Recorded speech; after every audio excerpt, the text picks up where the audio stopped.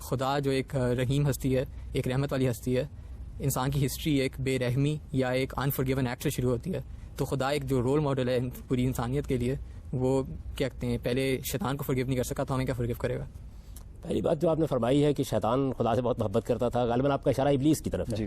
یعنی میں نے تو واضح کر دیا کہ شیطان ایک ایڈجیکٹو یا اس میں صفت ہے جو انسانوں کے لیے بھی استعمال ہو جاتا ہے اور جنوں کے لیے بھی استعمال ہو جاتا ہے، لیکن اگر خاص ابلیس مراد ہے تو ابلیس کے بارے میں یہ جو کہانی سنائی جاتی ہے، یہ کہانی قرآن میں بیان نہیں ہوئی، یہ کسی صحیح حدیث میں بھی بیان نہیں ہوئی، یہ محض کہانی ہے، داستان ہے. قرآن نے صرف اتنی بات بیان کی ہے کہ وہ جنات میں سے تھا. یہ کبھی ہو ہی نہیں سکتا، خلاف عقل ہے کہ یک بیک اتنی بڑی سرکشی کا ارتکاب کر لیا جائے. سرکشی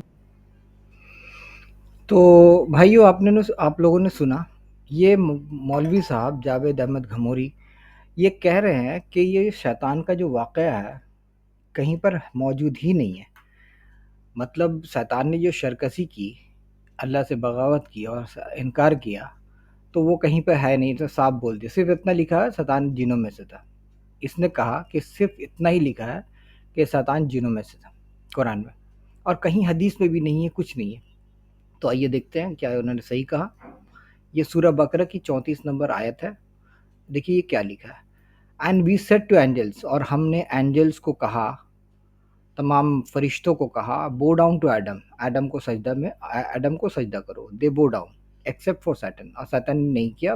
سارے لوگ، سارے فرشتے بو ڈاؤن کیے، میں سجدہ کیے. سیطان نے نہیں کیا. ہی ریفیوزڈ، اس نے انکار کیا. واز اگنورینٹ، ایروگنٹ، وہ ایروگنٹ تھا، مطلب گھمنڈ میں تھا. And was one of the ڈس بلیورس، اور وہ ڈس بلیورس تھا. ڈس بلیورس کا مطلب کیا ہوتا ہے؟ کہ جو خدا کا انکار کرتا ہے، یقین نہیں کرتا ہے. تو وہ جب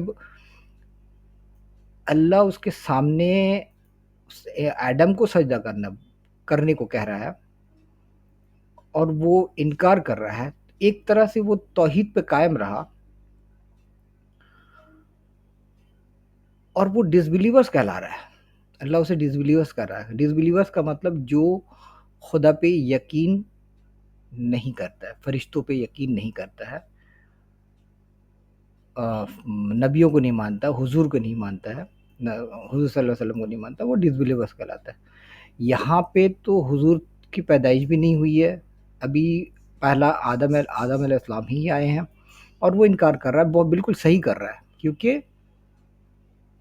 کیونکہ وہ توحید پہ قائم ہے، اس کو پتہ ہے کہ یہ میں کیوں کروں. تو ڈس بلیورس کہاں یہ بول سکتے ہیں کہ یہ نافرمان تھا، ڈس اوبیڈینٹ تھا، یہ چلے گا. چلیے، اس نے اللہ کی ڈس اوبیڈینس کی، نافرمانی کی. یہاں پر تو یہ نافرمان تو چلے گا. ڈس بلیورس کیسے ہو گیا؟ بلیور کا مطلب کیا ہوتا ہے؟ یقین کرنے والا. اور ڈس بلیور کا مطلب ہے جو یقین نہیں کرنے والا، خدا کا انکار کرنے والا، جنہیں فرشتوں پہ، جنہیں ایمان اسلام پہ، جنہیں نبیوں پہ، آخری نبی پہ، کتابوں پہ اور اللہ کی ذات پہ جسے بھروسہ نہ ہو، اسے ڈس بلیورس کہتے ہیں. وہ ڈس بلیورس کیسے ہو گیا؟ اور خیر، یہ جو بھی ہے وہ تو ایک دوسرا سوال ہے. لیکن یہاں پہ یہ کہانی قرآن میں مینشنڈ ہے، اور یہ جھوٹے صاحب، یہ ایک جھوٹے قسم کے انسان ہیں نہایت. مجھے پتہ نہیں انہیں کیا ملتا ہے، ایسے لوگوں کو کیا ملتا ہے، ایسے لوگوں کو جھوٹ بول کر، لوگوں کو گمراہ کر کے، امت کو جھوٹ بول رہے ہیں، مومنوں کو جھوٹ بول رہے ہیں منہ پر کہ یہ کہانی قرآن میں ہے نہیں. مطلب آپ سمجھ سکتے ہیں اس بات کی گریوٹی کہ ایک مولوی، اتنا بڑا مولوی کا جو درجہ ہوتا ہے، لوگوں کو صحیح راہ دکھانا، سچ بولنا، اور اچھے اخلاق، اچھی سچائی اور ایمان پہ، ایمانداری پہ، ایمان پہ قائم رہنا، ان کی سبق ہونی چاہیے. لیکن کتنی صفائی سے، کتنی بے شرمی کے ساتھ مومنوں کے سامنے آن کیمرہ یہ جھوٹ بول رہے ہیں کہ یہ نہیں ہے. کیا حال ہے ہم لوگوں کا آج کے دور پہ! کوئی ویریفائی کرنے والا ہی نہیں، کوئی ان سے پوچھنے والا نہیں ہے کہ تم کیوں بولے یہ. باقی آپ لوگ خود سمجھدار ہیں. اس بات کی جو گریوٹی ہے، جو اس بات کا ڈیمیج ہے جو ہم انسانوں پر پڑ سکتا ہے، وہ آپ خود سمجھ سکتے ہیں. اس سے زیادہ میں نہیں بولوں گا. ٹھیک ہے، ملتے ہیں نیکسٹ ویڈیو میں.